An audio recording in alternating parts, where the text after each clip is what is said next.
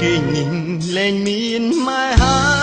យស្ងាត់ទាំងសំលែងឆ្លងឆ្លើយទុកឲ្យកូននៅម្នាក់ឯង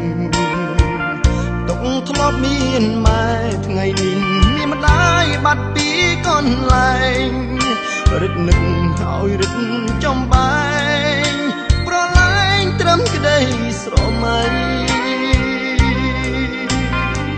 ស្នេហ៍វ័យកុមារវាសនាមានខ្ពស់ថ្លើមថ្លៃប្រឹងប្រែងមុតមុំរក្សាកូនទាំង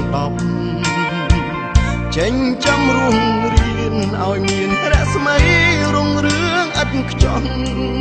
ដូចក្តីប្រាថ្នាខ្ពង់ខ្ពស់ដល់វ័យនាងម្ដាយជរាពេ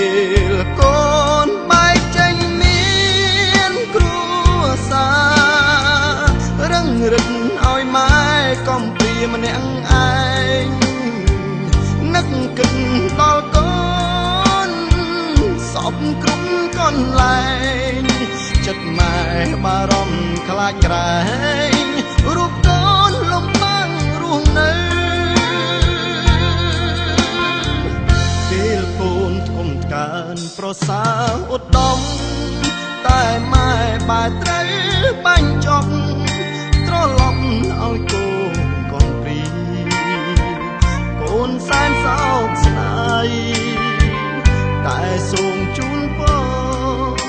វិញ្ញាណអ្នកម្ដាយសុខសាន្តកូនគ្រប់ប្រានសូមជូនគ្រប់ជាតិ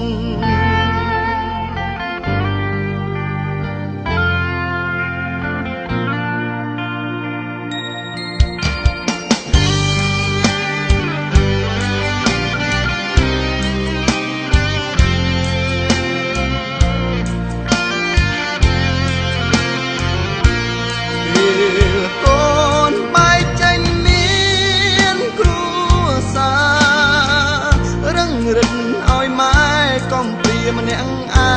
ងនឹកគិតដល់កូនសពគ្រប់កន្លែង